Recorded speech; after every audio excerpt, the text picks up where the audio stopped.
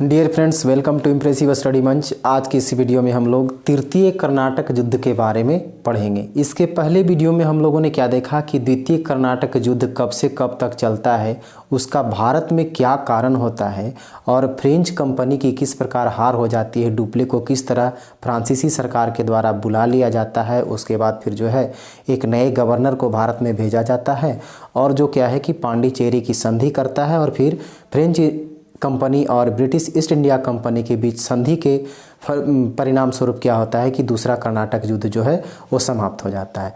और आज की इस वीडियो में हम लोग तृतीय कर्नाटक युद्ध के बारे में जानेंगे। तो आइए देखते हैं कि तृतीय कर्नाटक युद्ध जो है इसका समय कब से कब तक चलता है।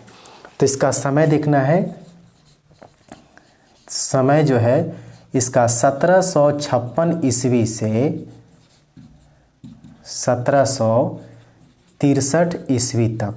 ये भारत में जो है ये क्या है कि तृतीय कर्नाटक युद्ध जो है 1756 ईस्वी से 1763 ईस्वी तक ये तृतीय कर्नाटक युद्ध चलता है। अब इसका जो है एक और अन्य नाम भी दिया गया है। इसका अन्य नाम क्या है? अन्य नाम जो है इसको सप्तवर्षीय युद्ध के नाम से भी जानते हैं। कौन सा युद्ध? सप्तवर्षीय युद्ध, क्योंकि ये 7 वर्षों तक ये चलने वाला युद्ध था, इसी चलती से सप्तवर्षीय युद्ध के नाम से जाना जाता है। अब जो है इसका कारण क्या है? इसका कारण क्या हो सकता है? ये जो है जिस तरह से हम लोगों ने देखा था कि यूरोप में जो है ऑस्ट्रिया के उत्तराधिकार को लेकर के ये फ्रेंच और ब्रिटिश ये दोनों संघर्ष करने लगा था, तो भारत में भी क्या था कि दोनों की कंपनियां आपस में संघर्ष करने लगा था। उसी तरह से क्या है कि तीसरा कर्नाटक युद्ध में भी जो है इसका कारण यूरोप में है। क्या है यूरोप में? कि ऑस्ट्रिया और पर्सा, ठीक है ना, ऑस्ट्रिया और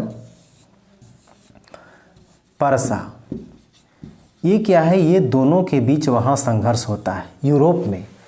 और ये दोनों के संघर्ष में क्या करता है कि ब्रिटिश और फ्रांसीसी ये दोनों क्या करता है कि दोनों एक दूसरे के विपक्ष में शामिल हो जाता है।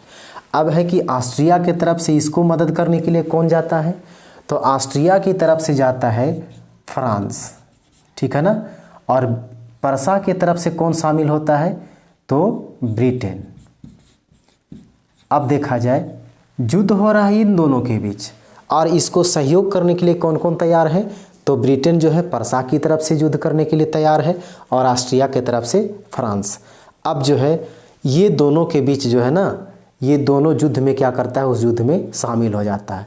जब यूरोप में फ्रांस और ब्रिटेन एक दूसरे के विपक्ष में है, ठीक है ना, एक दूसरे के आमने सामने युद्ध कर रहे हैं, संघर्ष कर रहे हैं, तो भारत में भी क्या है कि ये दोनों की कंपनियां हैं, तो भारत में भी ये दोनों की कंपनियां आपस में संघर्ष करने लगती है, ठीक है। अब ये क्या है कि भारत में जो है, भारत में किन के बीच हो रहा है? तो ये ब्रिटिश ईस्ट इंडिया कंपनी और किन के बीच? फ्रेंच कंपनी, ठीक है ना, फ्रेंच कंपनी, ये दोनों के बीच कहता है कि भारत में युद्ध हो रहा है।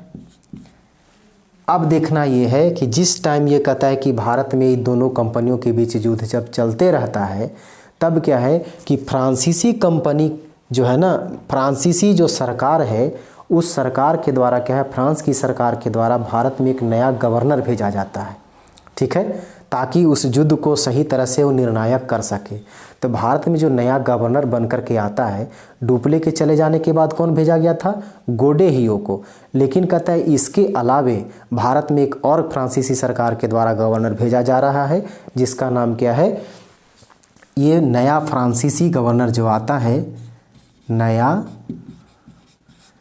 फ्रांसीसी गवर्नर, ठीक है ना, गवर्नर का भारत में आगमन, भारत में आगमन, इसका क्या है? इस व्यक्ति का नाम, इसका नाम है काउंट डी लाली, ठीक है ना, काउंट डी लाली। अब जब ये भारत में आता है तो भारत में एक युद्ध होता है, ये फ्रेंच कंपनी और ब्रिटिश ईस्ट इंडिया कंपनी के बीच, ठीक है। वो युद्ध का नाम क्या है? तो देखिए उस युद्ध को देखते हैं। इस युद्ध का नाम है वांडीवास का युद्ध। ठीक है, वांडीवास का युद्ध। ये वांडीवास का युद्ध कब चलता है? तो इसका समय है 1760 ईस्वी में। ठीक है, और ये कहाँ हो रहा है? तो भारत में। याद रखना है कि वांडीवास का युद्ध ये यूरोप में नहीं बल्कि कहाँ है? भारत में हो रहा है 1760 ईस्वी में। अब किनके बीच हो रहा है? तो ये हो रहा है ब्रिटिश ईस्ट इंडिया कंपनी। ठीक है, और किनके बीच है? French company. फ्रेंच कंपनी, ये दोनों के बीच भारत में वांडीवास का युद्ध होता है। अब जिस टाइम ये 1760 ईस्वी में ये युद्ध हो रहा है दोनों के बीच, तो उस टाइम क्या है कि ब्रिटिश ईस्ट इंडिया कंपनी का जो कमांडर है उस कमांडर का नाम क्या है?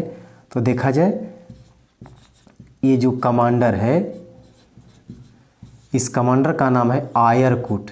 क्या नाम है? आयरकूट। ठीक है ना, ये आयरकूट है।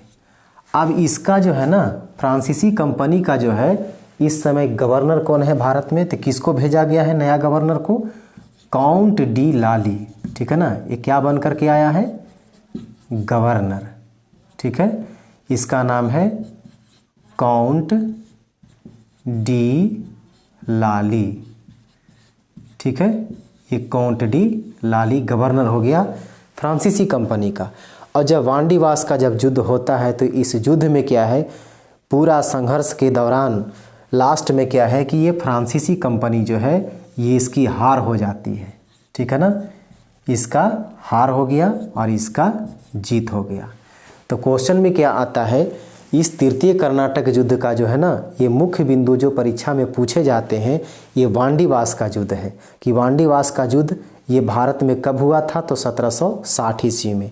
या फ्रांसीसी कंपनी यानी कौन से यूरोपीय ऐसी शक्ति थी यानी ऐसी कंपनी थी जिसको भारत से सदा के लिए कहता है ब्रिटिश ईस्ट इंडिया कंपनी उसे वापस भेज देती है। तो ये किस युद्ध में था?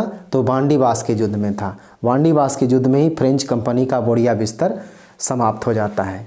ठीक है, अब यहाँ क्या है कि एक क्वेश्चन और रहता है कि वांडीवास के युद्ध के समय ब्रिटिश ईस्ट इंडिया कंपनी का भारत में कमांडर कौन था? तो आयरकूट था। ठीक है ना, और फ्रेंच कंपनी का गवर्नर कौन था?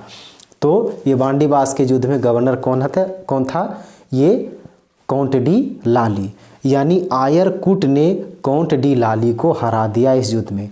यानी आयरकूट ने इतना कूटा कि वो लाल हो गया, अर्थात वो हार गया। ठीक है, अब इस युद्ध की जब समाप्ति होती है तो एक संधि के साथ समाप्ति होगा। तो यहाँ पर लिखना है कि युद्ध की समाप्ति, युद्ध की समाप्ति। अब देखा जाए इस युद्ध की समाप्ति कब होता है? इसका होता है